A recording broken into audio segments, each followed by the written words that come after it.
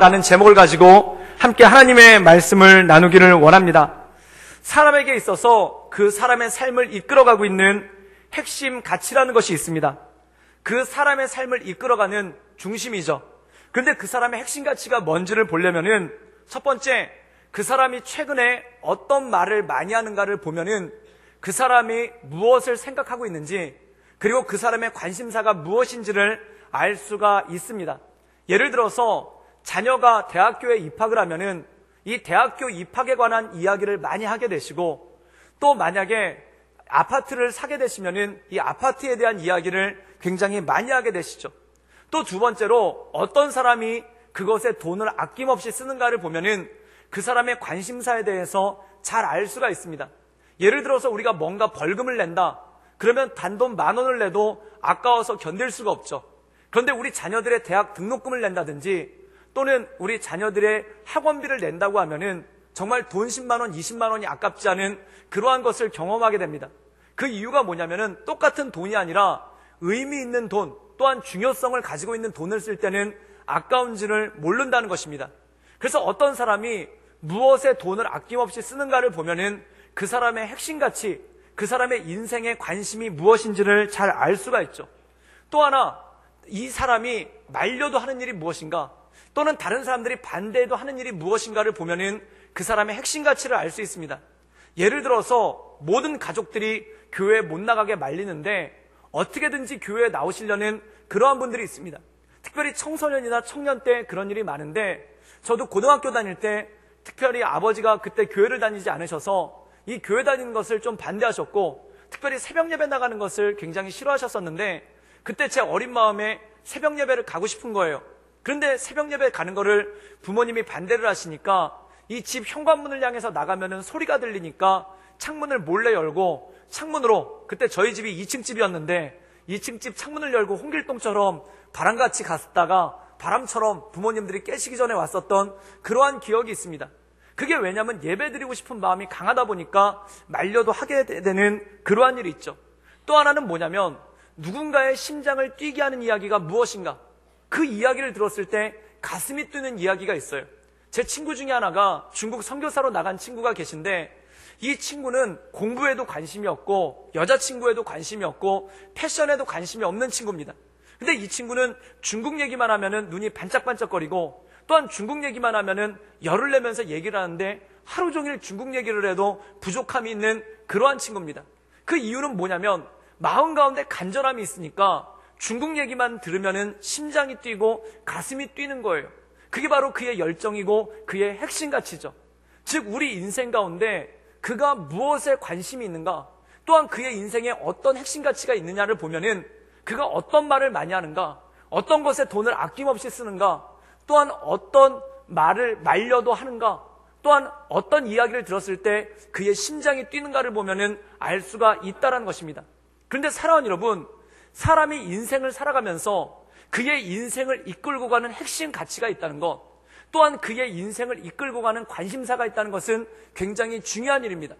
만약에 우리에게 우리의 인생을 이끌고 가는 핵심 가치가 없고 또한 관심사가 없다면은 그의 인생은 표류할 수밖에 없다는 것이죠. 배가 항구를 떠나서 나갈 때 어떤 목적지가 있으면 폭풍이 불어와도, 그리고 파도가 쳐도 그것을 헤쳐나갈 수 있는 능력이 있습니다. 반드시 헤쳐나갑니다. 그리고 너무 어려우면은 잠깐 피해 있다가 바다가 잔잔해지면 그때 또 출발을 하죠. 그러나 어디로 가야 될지 알지 못하는 사람은, 또한 어디로 가야 될지 알지 못하는 배는 열심히 출발은 했지만 바다에서 표류하고 뱅뱅뱅 도는 그러한 일이 인생 가운데 굉장히 많다는 것이죠. 많은 부모님들이, 청년이나 청소년들을 가지고 계신 많은 부모님들이 공부할 때 공부를 하지 않는 학생들을 바라보면서 마음이 아플 때가 있고, 또한 열심히 뭔가 자기 개발을 해야 되는데 아무것도 하지 않고 집에서 빈둥빈둥 놀고 있는 그러한 자녀들을 바라보면은 마음이 힘들고 어려울 때가 있습니다. 그렇다면은 이 공부를 하지 않고 게임만 하고 있는 그러한 청소년들이 게임이 진짜 좋아서 게임을 하고 있는가? 그게 아니라는 겁니다. 뭘 해야 될지 모르니까, 사람은 뭘 해야 될지 모르면은 시간이 엄청나게 많아집니다. 그 많은 시간을 어떻게 쓸지 몰라서 게임을 하면서 시간을 죽이고 있는 그러한 모습이 있다는 거죠. 또 만화책이 좋아서 침대에서 빈둥거리면서 청년들이 만화책을 보는 것이 아니라 인생 가운데 뭘 해야 될지 모르니까 만화책을 보면서 또한 침대에서 뒹굴뒹굴거리면서 시간을 허비하고 있는 거예요. 말 그대로 시간을 죽이고 있는 거죠. 왜 그럴까요? 사랑하는 여러분, 뭔가 열정이 있는 사람은, 뭔가를 향해서 나가는 사람은 하루 24시간이 부족합니다. 그런데 뭘 해야 될지 모르겠는 사람, 또한 내가 무엇에 관심이 있는지 모르는 사람은 하루 24시간이 길게만 느껴집니다. 놀아도 노는 것도 아니고 자도 자는 것도 아니고 밥을 먹어도 먹는 것도 아닙니다. 그래서 하루가 굉장히 지루하죠. 그런데 깜짝 놀랄 만한 일은 뭐냐면 하루는 엄청나게 긴데 1년은 무지하게 빠르다는 겁니다. 그래서 벌써 새해가 됐는데 저는 믿어 의심치 않습니다. 2019년도도 아마 쏜살처럼 달려갈 것입니다. 1년이 이렇게 빨리 지난가? 근데 막상 하루하루를 살아가려고 하면 하루하루는 지루할 뿐이고 하루하루는 힘들 뿐이고 하루하루는 뭘 하는지도 알지 못하는 그러한 삶을 살게 된다는 것이죠. 사랑하는 여러분, 그래서 인생의 핵심 가치가 없는 사람은, 인생의 목적이 없는 사람은 어떤 삶을 사냐면 재미를 추구하는 인생이 됩니다. 재밌는 것을 향해서만 달려가요. 귀찮은 거 안 하려고 하고 힘든 거 안 하려고 합니다. 그럼 뭐만 하려고 하면 재밌는 것만 하려고 하는 거예요. 그런데 재미있는 것을 하면 마음 가운데 기쁨과 행복한가? 또 그것도 아니에요. 재미를 추구하면 추구할수록 허무해집니다. 그리고 더 이상 재밌지가 않기 때문에 더 자극적인 것을 찾아가는 그러한 모습을 보이게 되죠. 많은 청소년들이 PC방에서 밤을 새는 경우가 있습니다. 그들이 밤새도록 게임을 해요. 왜 밤을 샐까요? 재밌으니까 밤을 새죠. 그런데 아침에 나오는 그들의 모습을 보십시오. 눈에 흐리멍텅하고 또한 얼굴 가운데 허무함이 가득한 거예요. 그리고 더 자극적인 거, 더 센 거를 찾으면서 나가는 그러한 모습이 있죠. 또한 어떤 사람들은 밤새도록 술을 마시고 어떤 사람들은 밤새도록 도박을 하기도 하고 또한 어떤 사람들은 밤새도록 춤을 추기도 합니다. 왜 그렇게 할까요? 재밌으니까 그렇죠. 근데 나왔을 때 그들 얼굴에 기쁨이 있는가? 기쁨이 없습니다. 허무함만 있습니다. 그리고 더 큰 재미를 찾아서, 더 자극적인 재미를 찾아서 나가는 그러한 모습이 있게 되죠. 하루 종일 집에서 드라마만 보는 경우가 있습니다. 그러면 재밌으니까 드라마를 보죠. 근데 저녁에 잠잘 때 마음이 허무하고 허망하다는 것입니다. 그런데 드라마 봐봐야 그 드라마가 그 드라마니까 더 자극적인 드라마를 보려고 하고 봤던 드라마 또 보는 그러한 일들이 마음 가운데 생길 때가 있다는 거예요. 왜 그렇습니까? 마음 가운데 허무하기 때문에, 무엇을 향해서 달려가야 될지를 알지 못하기 때문에 마음 가운데 허망하고 시간만 낭비하는 거예요. 그리고 흘러가는 시간이 너무 허무해서, 흘러가는 시간이 너무 낭비되는 것 같아서 마음 가운데 고통스러움만 뒤따를 뿐이죠. 그런데 사랑하는 여러분, 인생의 방향이 있는 사람, 인생의 열정이 있는 사람은 밤을 새워서 해도 피곤하지가 않습니다. 예를 들어서 외국의 도서관에 가보면은 외국 대학 도서관은 24시간 동안을 합니다. 그럼 거기서 밤을 새워서 공부하는 학생들이 있어요. 그럼 그 학생들이 밤을 새워서 공부를 하고 과제를 끝난 다음에 아침에 나올 때 얼굴을 보면은 눈에서 빛이 납니다. 왜 그럴까요? 밤을 새웠음에도 불구하고, 힘든 과정을 겪었음에도 불구하고 자기들이 나가야 될 길이 있기 때문에 그것을 힘들다라고 생각하지 않는 거예요. 또한 기도원 같은 데 가보면은 밤새서 철야하면서 기도하시는 분들이 있습니다. 밤새서 목 놓아 기도한다는 게 얼마나 힘든 일입니까? 그런데 이분들이 새벽에 기도를 끝내고 나오시는 것을 보면 눈에 빛이 있어요. 왜 그럴까요? 밤새워서 기도하며 주님께 나갔기 때문이죠. 사람이 의미 있는 일을 하면은 아무리 힘들고 어려워도 그 안에 기쁨이 있습니다. 그런데 우리가 가끔 보면은 어떤 분들은 기도할 것 자체가 없다는 분들이 계세요. 그 이유가 무엇입니까? 인생에 간절한 것이 없기 때문에 그래요. 인생에 바라는 것이 없기 때문에, 인생에 소망하는 것이 없기 때문에 뭔가 간절한 것이 없죠. 그리고 간절한 것이 없기 때문에 기도할 것도 없고, 기도할 것이 없기 때문에 인생을 그냥 흘려보내는 그러한 모습이 있을 때가 있다라는 것입니다. 오늘 말씀 가운데 보면은 바디메오라는 사람이 등장합니다. 이 사람은 여리고성에서 구걸하며 시간을 보내는, 인생을 그렇게 보내는 사람이었습니다. 그러나 예수님께서 그에게 오셨을 때 그의 인생이 변화되고 그의 인생이 바뀌는 역사가 나타나기 시작되었다는 것이죠. 저는 우리가 이 세상 살아갈 때 하나님께서 주시는 꿈을 가지고, 또한 하나님께서 주시는 목적을 가지고, 또한 하나님께서 내 인생 가운데 원하시는 그것을 따라 나가는 우리 모든 성도님들 되기를 주님의 이름으로 축원합니다. 그렇다면 주님 보시기에 합당한 삶은 무엇인가? 바로 오늘 말씀 가운데 잘 나와 있습니다. 우리 함께 마가복음 10장 46절에서 48절까지의 말씀을 읽도록 하겠습니다.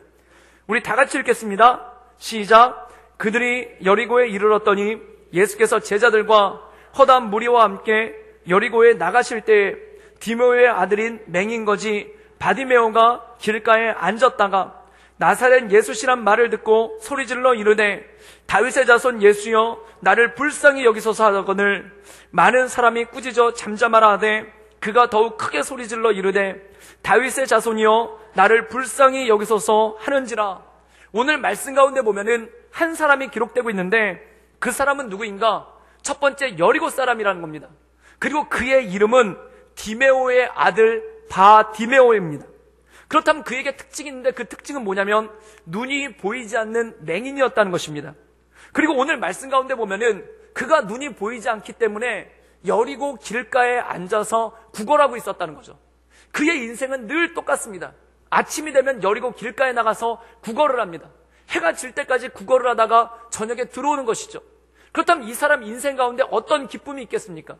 그 사람의 유일한 기쁨이란 뭐냐면 그 앞에 구걸하기 위한 그릇이 있는데 그 앞에 구걸하기 위한 깡통이 있는데 거기 동전이 떨어지는 소리가 날 때, 그리고 누군가 와서 거기다가 두둑하게 동전을 떨어뜨릴 때 그때만 유일한 기쁨이 있다는 겁니다. 그리고 해가 져서 그 동전 그릇에 손을 넣었을 때 거기 동전이 수북하게 있으면 마음이 기쁜 것이고 마음이 즐거운 것이고, 또한 그 동전 그릇에 동전이 없으면 마음이 힘들고 슬픈 것이죠. 이것이 늘 반복되는 것이 그의 삶이었다는 것입니다. 그런데 오늘 말씀 가운데 보면은 이러한 그의 삶 가운데 새로운 일이 나타납니다. 그 새로운 일이 뭐냐면 그가 바로 나사렛 예수님에 대한 소식을 들었다는 것이죠. 그리고 그 소식을 듣고 마음 가운데 사모함이 있는데 이 예수님을 만나고자 하는 소망을 가지고 있는데 어느 날 이 여리고 도성에 예수님께서 지나간다는 소식을 들은 것입니다. 그리고 실제로 사람들이 웅성웅성하면서 예수님께서 이 바디메오 앞으로 지나가시는 장면이 오늘 말씀 가운데 나왔다는 것이죠. 그렇다면 이 바디메오가 자기 앞을 지나가는 예수님을 바라보며 어떻게 했는가? 오늘 말씀 가운데 보면은 소리쳐 외쳤다는 겁니다. 나사렛 예수시여 나를 불쌍히 여기소서, 하나님의 아들이여 나를 불쌍히 여기소서라고 외쳤다는 것입니다. 그럼 그가 예수님을 향해서 외쳤을 때 어떠한 일이 있었겠습니까? 우리 함께 마가복음 10장 49절에서 51절까지의 말씀을 읽도록 하겠습니다. 우리 다 같이 읽겠습니다. 시작. 예수께서 머물러 서서 그를 부르라 하시니 그들이 그 맹인을 부르며 이르되 안심하고 일어나라. 그가 너를 부르신 다음에 맹인이 겉옷을 내버리고 뛰어 일어나 예수께 나아오거늘 예수께서 말씀하여 이르시되 내게 무엇을 하여 주기를 원하느냐? 맹인이 이르되 선생님이여 보기를 원하나이다. 오늘 말씀 가운데 보면은 예수께서 그의 외침을 듣고 그의 간절한 외침을 듣고 그를 부르십니다. 그럼 오늘 말씀에 보면은 그가 맹인인데도 불구하고 예수님 앞으로 뛰어가는 장면이 나오죠. 그때 예수님께서 그에게 이렇게 질문하시는 겁니다. 내게 무엇을 하여 주기를 원하는가? 사랑하는 여러분, 예수님께서 여러분 앞에 나타나셔서 예수님께서 여러분 인생 가운데 오셔서 내가 너에게 무엇을 하여 주기를 원하는가? 라고 물으신다면 여러분은 무엇을 답하시겠습니까? 올 한 해 우리에게 주어졌는데 올 한 해 내가 너에게 무엇을 해주기 원하는가? 라고 물으신다면 여러분은 주님 나에게 이것을 해주십시오 라고 무엇에 관해서 답을 하겠습니까? 사랑하는 여러분, 성경에 보면은 이 비슷한 장면이 한 번 더 나옵니다. 그 장면이 열왕기상에 나오죠. 열왕기상 말씀에 보면은 솔로몬이라는 사람이 어린 나이에 왕이 됩니다. 그러고 나서 그가 1000번째를 하나님께 올려드린 거예요. 그런데 그날 밤 하나님께서 환상 중에 그에게 나타나셔서 이런 질문을 하십니다. 네가 원하는 것이 무엇인가? 내가 너에게 무엇을 해주기를 원하는가? 사랑하는 여러분, 이 바디메오 앞에 예수님이 나타나신 것처럼, 그리고 솔로몬 앞에 하나님께서 나타나신 것처럼 너의 인생 가운데, 너의 일생 가운데, 그리고 너에게 주어진 올해 한 해 가운데 내가 뭔가 한 가지를 해주기 원한다면 너는 무엇을 원하는가? 라고 말할 때 여러분은 어떤 답변을 하시겠습니까?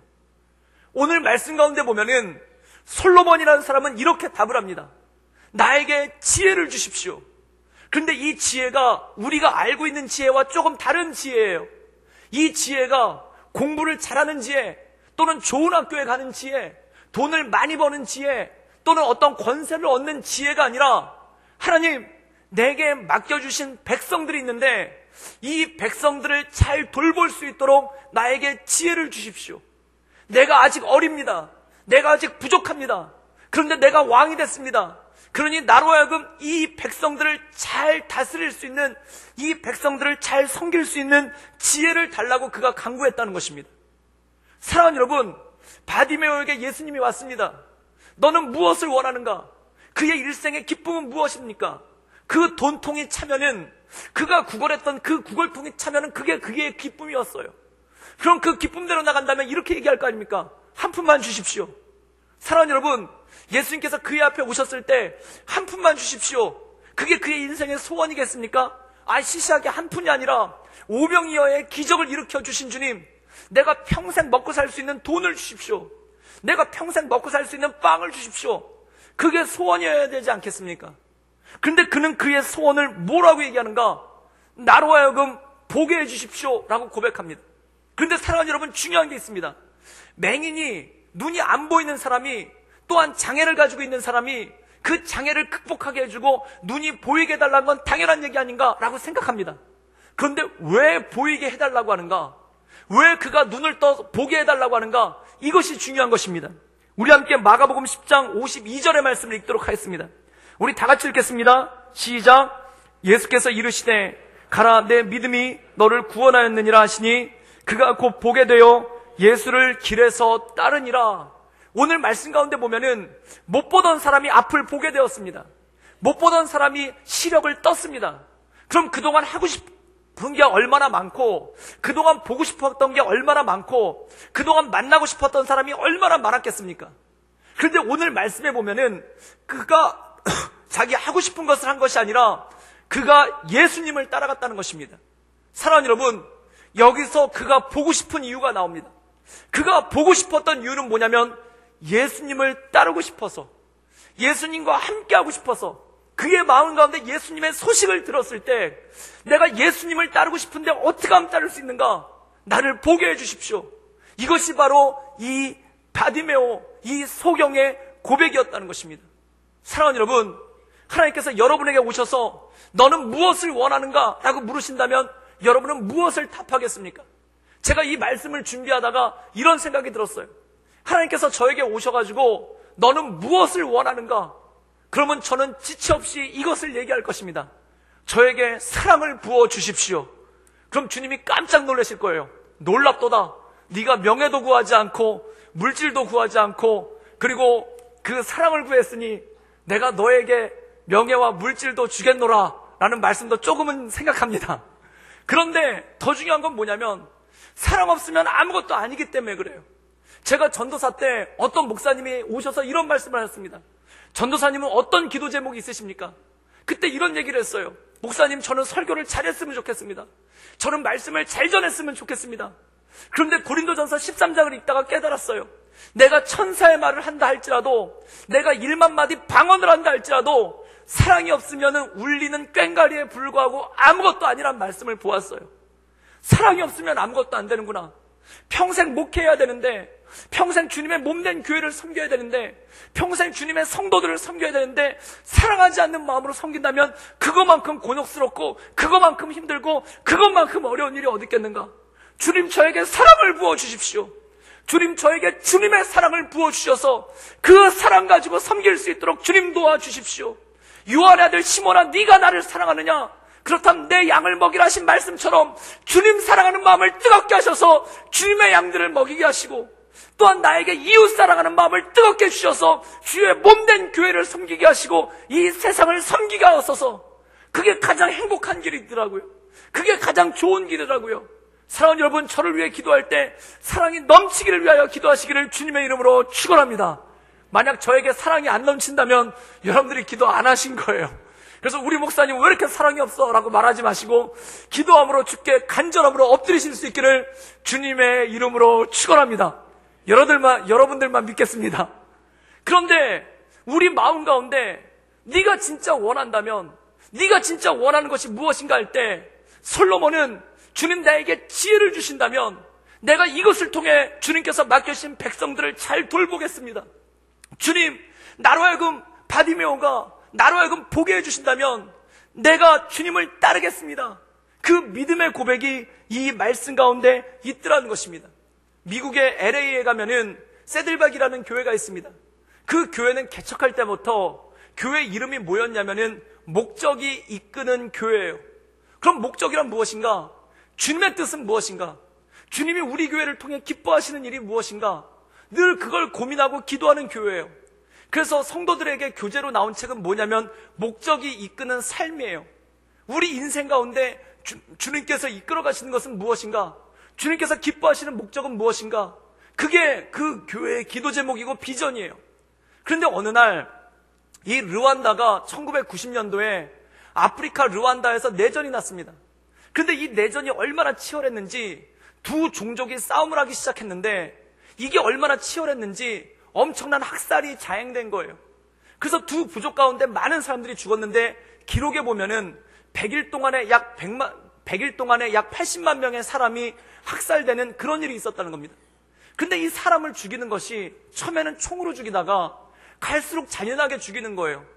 그래서 어떤 경우가 있었냐면 한 반군이 반대편 마을을 점령했는데 그 마을 사람들을 어떻게 죽였냐면은 그 마을에 농부가 100명이에요.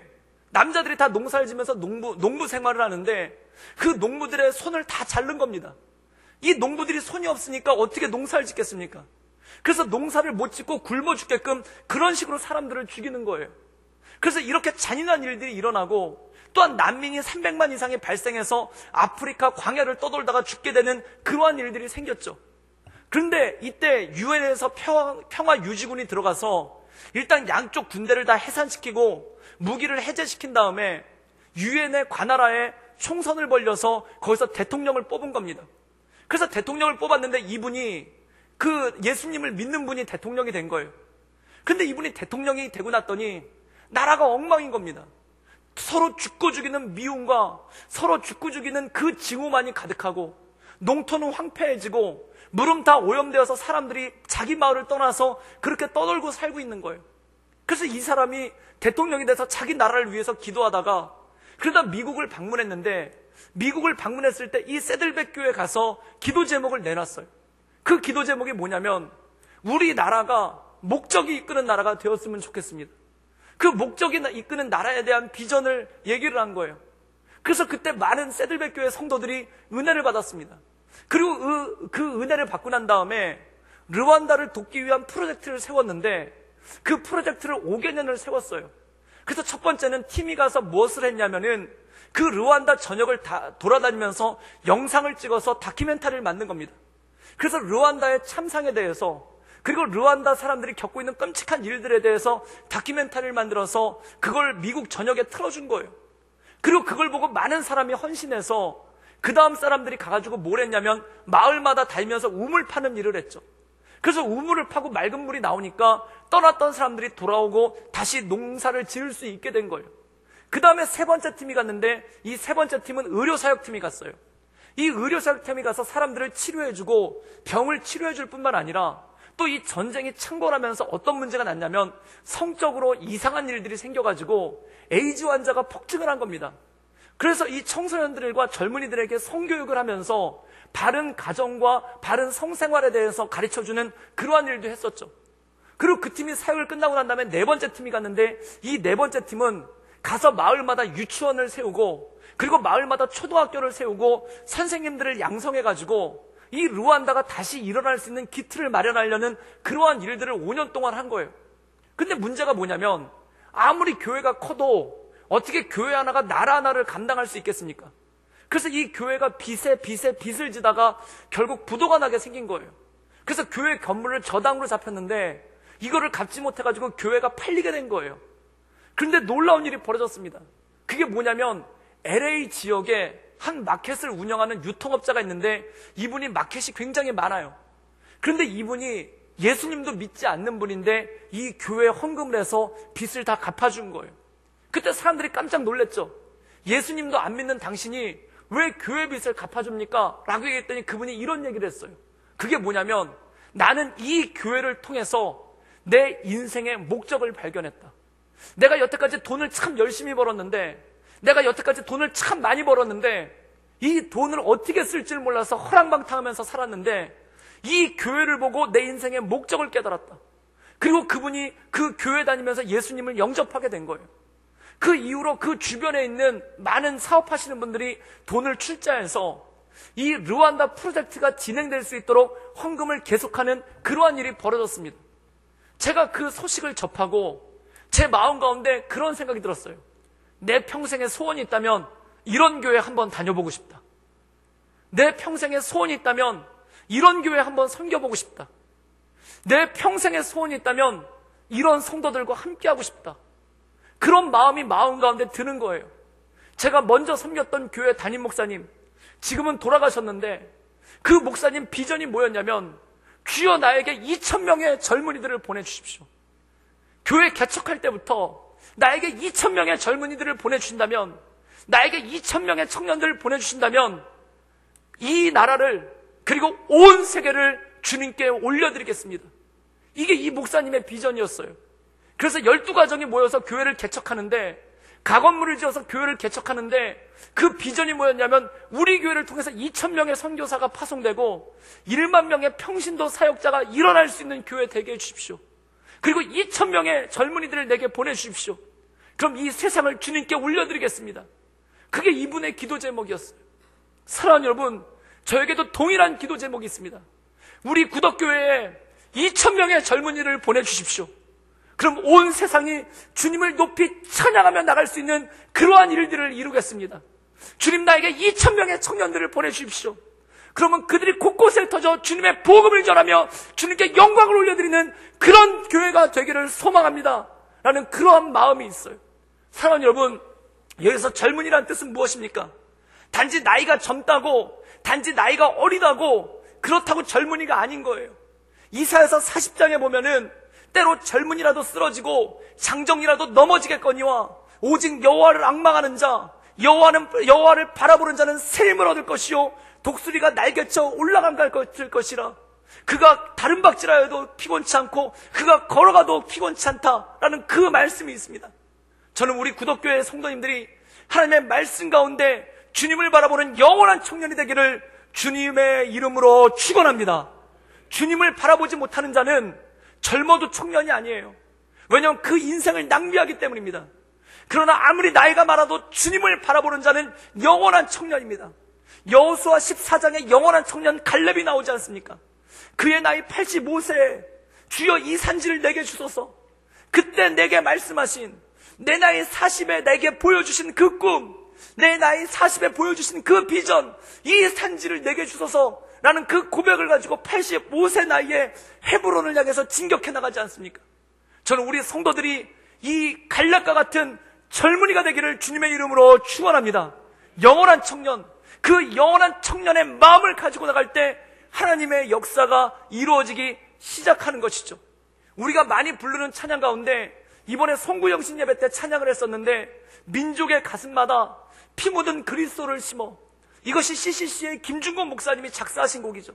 이게 우리나라가 그렇게 힘들던 1960년대, 우리나라가 못 먹고 못 살던 그 1960년대에 그 젊은 그 목사님 마음 가운데 비전이 있었는데, 그게 뭐냐면 이 땅에 젊은이들이 일어나, 이 땅에 청년의 마음을 가진 성도들이 일어나, 이 땅에 주님의 마음을 가진 그 성도들이 일어나 이 민족 곳곳에 그리스도의 피가 흐르게 하옵소서.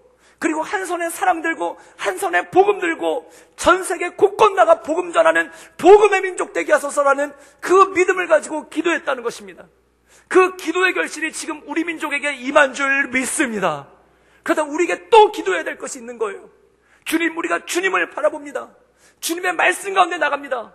이 세계를 주께 올려드릴 수 있도록 우리를 예비시켜 주시고 우리를 준비시켜 주시옵소서. 이것이 우리의 기도가 아니겠습니까? 시편 57편에 보면은 놀라운 다윗의 기도가 나옵니다. 이 시편 57편은 우리가 너무나 잘 아는 대로 이 다윗이 사울에게 쫓겨서 굴 속에 숨어 있을 때 불렀던 노래가, 불렀던 찬양이 바로 시편 57편입니다. 그런데 우리가 사울에게 쫓기고 있는 다윗의 심정이라면 그 굴 속에서 무엇을 기도했겠습니까? 그때 주님께서 그 앞에 나타나신다면 그가 어떤 소원을 얘기했겠습니까? 지금 사울이 나를 죽이려고 하는데 사울의 저 칼날로부터 나를 구해주십시오.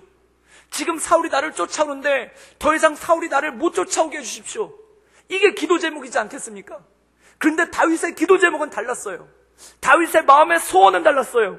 우리 함께 시편 57편 11절 말씀을 읽도록 하겠습니다.